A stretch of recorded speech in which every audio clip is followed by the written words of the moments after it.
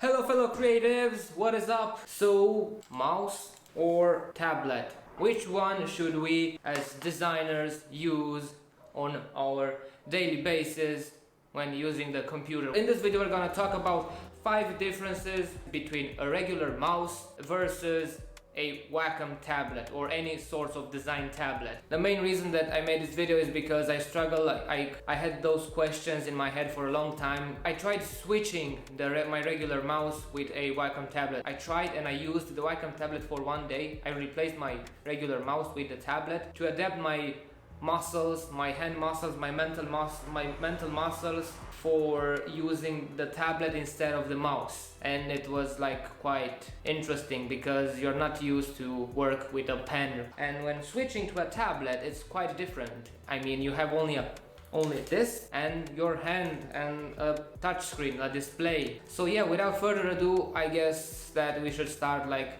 presenting the main differences between this tablet and the mouse.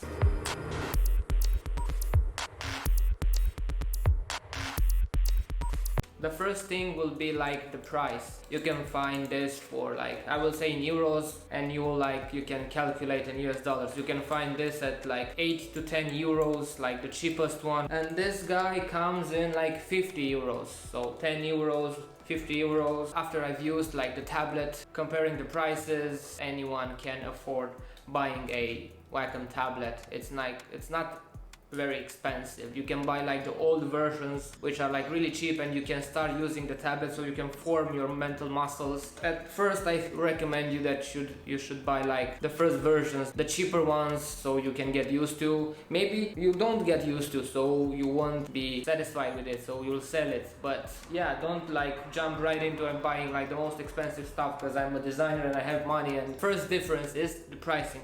The second difference is like the feeling.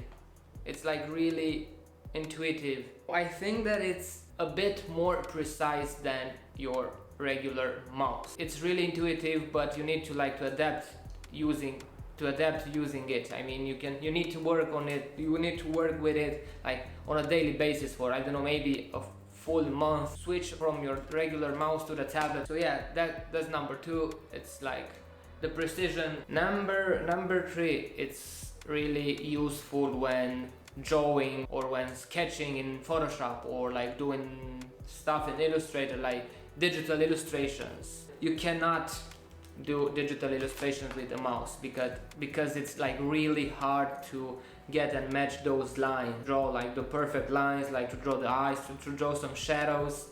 You can use the mouse with a pen tool, but it won't be as precise as this. So yeah, that is number 3.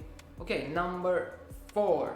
It looks way more cool than this. I mean, look at it. It's like the minimalist stuff. It can adapt to any setup. Before we get to number 5, I would like to thank you, the viewer, the subscriber, my friend that is watching this. All your support and like being here, like supporting me, supporting this channel, like liking these videos, commenting on those videos, subscribing to my channel. It means a lot. Since my channel is like very new, I like created this channel in this year. Since now it's been like only a blast, growing like skyrocketing. So yeah, thank you. If you like this video as well, don't forget to like it, and to tell me in the comment section, do you prefer like working with a mouse, or you think of switching, or you already work on a tablet? I'm really curious to know which one of those two you prefer, or if you're already working on one of them. And yeah, I will reply to each and every comment. Number 5, adding it to your daily basis, like feeling comfortable with it. I work with the mouse on most of my like videos, and most of the time I work with the mouse, but